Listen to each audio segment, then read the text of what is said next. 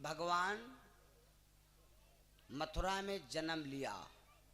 जब माता देवकी के सामने भगवान प्रकट हुए, भय प्रकट गोपाला दीन दयाला। भगवान कहाँ प्रकट है? मथुरा में। किसके सामने? देवकी के सामने।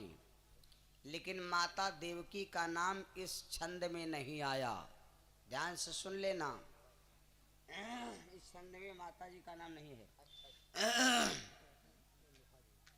भय प्रगट गोपाला दीन दयाला यशोमत के हितकारी। क्यों?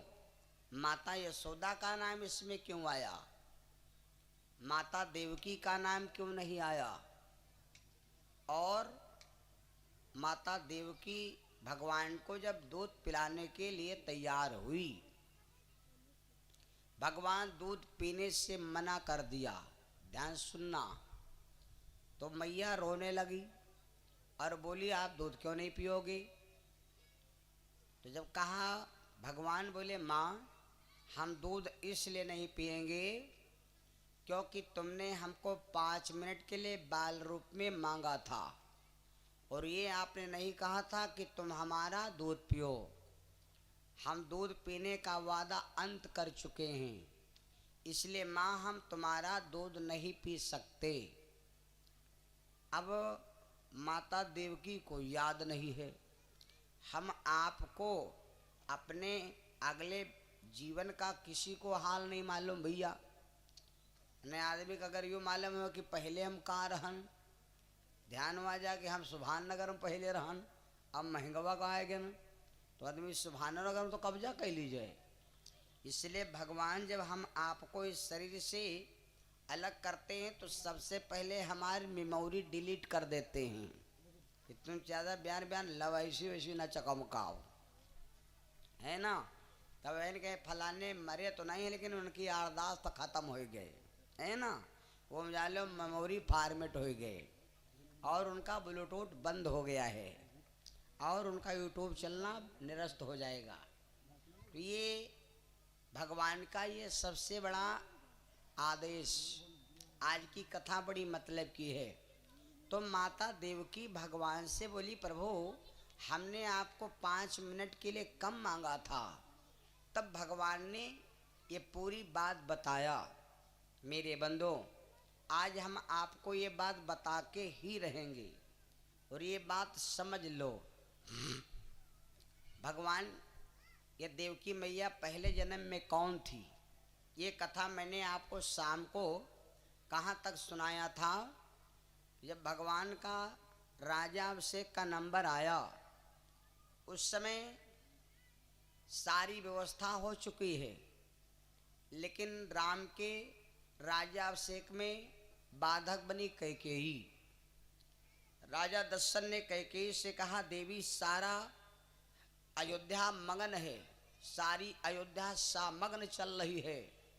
राम के वनवास में बच्चे चिड़ैया गौ पशु पक्षी जीव जंतु बूढ़े जवान बाल गोपाल सभी हर्ष है कि राम सिया राम जी हमारे अयोध्या के राजा बने और माता भगवती हमारी महारानी अयोध्या की बने। और आप इस बात पर क्यों रोक लगा रही हो? कैकेयी ने कहा कि राजन हम इसलिए रोक लगा रही हूँ कि हमारे भरत भैया तुम्हारे चरणों के दास बन जाएंगे अगर आप राजा बन जाओगे, और जब तुम राजा बन जाओगी तो तुम्हारी माता कौशल्या महारानी के रूप में सुशोभित होंगी और हम उनकी दासी बन जाऊंगी और ये दासीपन हमें स्वीकार नहीं। ध्यान सुनना। इसलिए हमारी आदेश हमारी मांग है। और फिर राजन तुमने हमको 2 वरदान दिया था। 2 वरदान दिया था, एक देवासुर संग्राम में और एक बार तुम शिकार करने गए तो नपके बांस फांस लग जाई। राजा दशरथ के बांस की फांस लग गई थी और दर्द से राजा दशरथ बड़ा पीड़ित थे। उस समय महाराज दशरथ कहाँ पहुँचे? अयोध्या में। कोई रानियां राजा दशरथ की मदद नहीं किया, लेकिन कैकेयी ने राजा दशरथ की अंगुरी अपने मुख में डाल लिया। राजा दशरथ की दर्द बंद हो गई। दशरथ जी बोले देवी जो इच्छा चाहे सो मांगो। उस समय कैकेयी ने कहा राजन अब हमारे वरदान हो गए दुई, और जब चाहूंगी तब ले लूंगी। वही बात राजा दशरथ से कैकेयी बोली राजन जो वरदान आपने हमको दिया था, मैंने वरदान तो लिया था लेकिन मांगा कुछ नहीं था। तब कैकेयी ने कहा राजन जो देश बेश विशेष उदासी, तापस बेश विशेष उदासी, 14 बरस राम वनवासी। 14 साल के राम को वनवास होना चाहिए।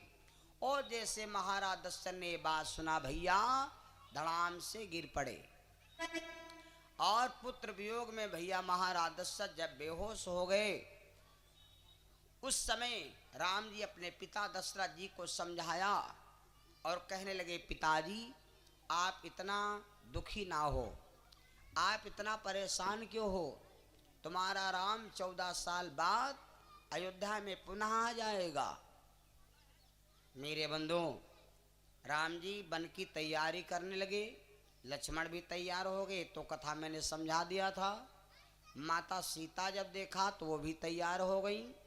माता कौशल्या ने बहुत कुछ मना किया लेकिन भगवान ना माने। ठीक है, अब भगवान जब ना माने तो चलने लगे। तो महाराज दशरथ जो जो भगवान का कदम आगे बढ़ रहा तो दशरथ महाराज बड़ा दुख में पहुंच रहे हैं, बड़ा दिक्कत में जा रहे हैं। तो सब रानियां दशरथ से बोली स्वामी आप काहे रो रहे हो और आप इतना उदास ना हो। महाराज दशरथ बोले देवी हमें राम बन जाने की कोई चिंता नहीं, हमारे राम अगर बन चले गए तो हमारे राम को बन जाने की चिंता नहीं। चिंता हमें एक चीज की है कि हमारे घर में सोना चांदी के कमरा फुल हैं, हमारी इतनी बड़ी राज अयोध्या है, हमारे पास रुपया पैसा धन दौलत सब कुछ है। अरे जिस समधी ने 74 दिन बारात रोक लिया था, जिस समधी ने पूरे जनकपुर के लड़कन के विवाह करा दिया था, जिस समधी ने हमारी बिटिया के लिए कुछ देने को बाकी नहीं रखा, वो आज हमारी बहू बेचारी नंगे पांव जा रही है अयोध्या से। जिनके घर में सोना चांदी दुनिया की सम्राट चक्रवर्ती जिनका 10 दिशा में रथ जाता हो, उनका बेटा 2 रुपया न लेकर के घर से जाए, वो कैसे कमाए खाएगा, ये दिक्कत है हमको। और राजा दशरथ ही नहीं परेशान है भैया, अयोध्या के सब नर नारी व्याकुल हैं।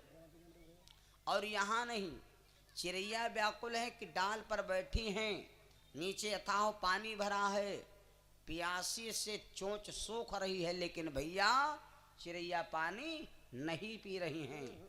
बताओ ऐसा राम जी का आचरण था, ये राम जी का पावन विचार था। मेरे बंधु महाराज दशरथ रो रहे हैं। कभी कभी आप